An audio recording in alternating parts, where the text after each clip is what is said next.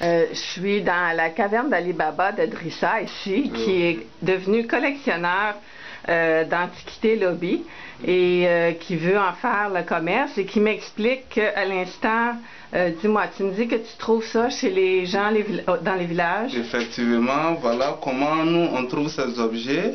On va dans les différents villages, donc il y a nos ancêtres, soit nos grands-grands-parents, donc et qui ont décidé de se convertir soit en islam, soit en christianisme. Donc nous, en tout cas, on essaie de les sensibiliser. Au lieu de prendre ces objets jetés ou brûlés, pourquoi pas vendre afin de gagner quelque chose. Voilà, donc ils trouvent ça un peu normal.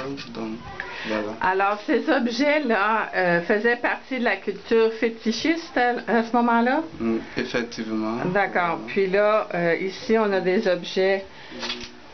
Je vais vous montrer ici les statuettes. On a une belle jeune fille ici ce matin. Bonjour, mademoiselle. Et t'en as de tous les goûts, hein? Ouais. Alors ça, ce sont tous des objets de la région ici. Quel village en particulier? Bon, beaucoup de villages, hein? On rentre, il y a des villages vers la frontière de la Côte d'Ivoire, du Ghana. Donc voilà, il y en a beaucoup. Ok, je vais accrocher comme ça.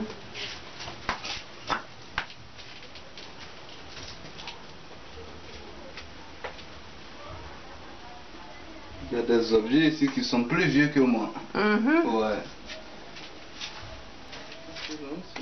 Ici, je demande le masque ici, on appelle ça ici le masque de la bêtise.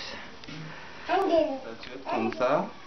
Bon, en fait, il y a des. Si vous voyez des statues, la plupart des statuettes s'expriment. Voilà, effectivement, ces statuettes viennent vers la frontière de la Côte d'Ivoire. Bon, le féticheur lui-même qui a sculpté ça, il est décédé il y a 50 ans. Voilà, moi je n'étais pas là. Bon, ce sont mes grands-parents qui m'ont appris jusqu'à mon papa même m'a dit ça. Voilà. Donc aujourd'hui, on a décidé de mettre ça sur le marché. Ce statuette était sculpté. Bon, je ne sais pas comment je vais expliquer ça, mais en fait, il était sculpté, déposé pour la protection même de la famille.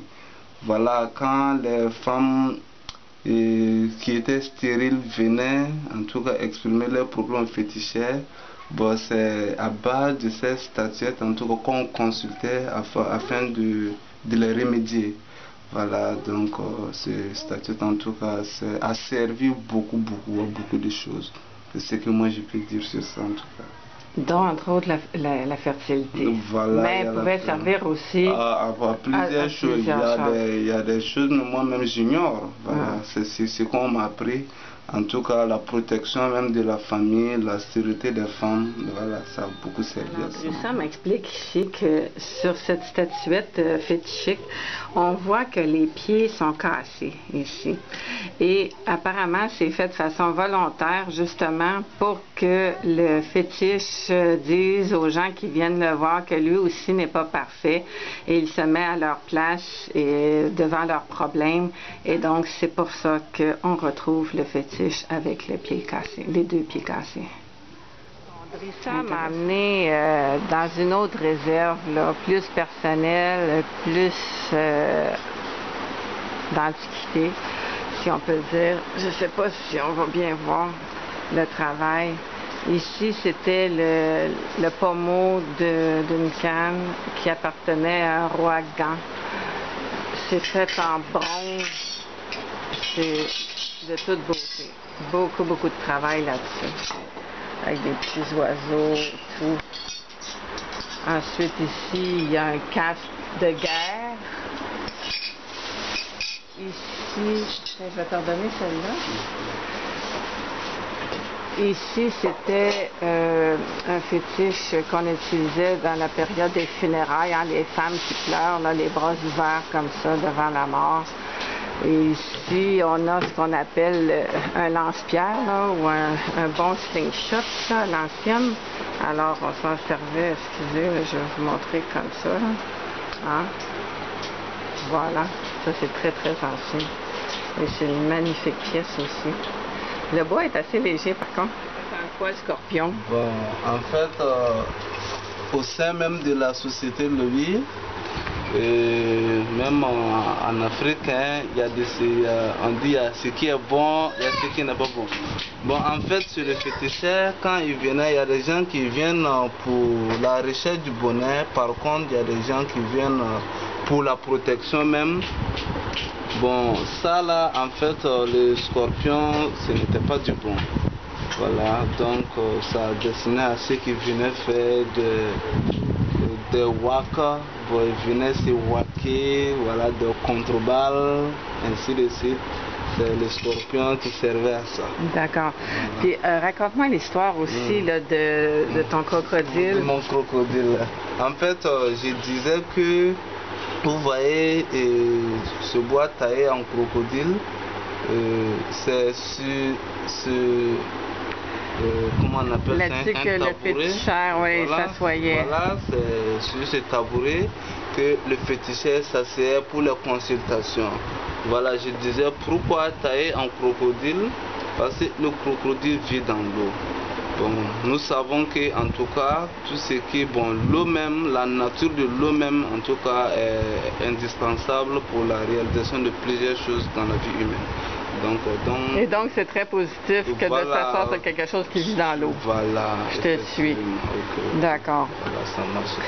Alors ici, quel autre trésor as-tu là? Ça c'est quoi? Ça c'est en tout cas, mais ça c'est le lobby, c'est fait en bronze, mais c'est le lobby. C'est une statue qui venait de l'initiation. La période initiatique, là, quand les jeunes vont en forêt, là, ils doivent... Ah, vous savez quelque chose? Effectivement, dans ces 2 derniers temps, l'initiation vient d'être close, ça n'a pas duré. Voilà, donc ce vieux, mais tellement lui, il est vieux au retour, avec son petit haut, voilà, donc c'est ce que ça représente. D'accord. Ouais. Et ça ici, c'est une pièce magnifique. Ouais. On mettait ça dans le bras? Oui, ça c'est le bracelet du roi Gan. Oh, wow. Mon Dieu. Porté comme ça. Regarde, ça servait de défense aussi. Voilà, hein, effectivement, c'est ça. C'est quelque chose. À travers ces bracelets, par exemple, si je peux le dire. Par exemple, les jours le roi Gan il porte, il sort, mais ces guerriers, ils ne vont jamais lui demander aujourd'hui le programme d'aujourd'hui. Par exemple, vous voyez, c'est les 3 têtes. Les 3 têtes.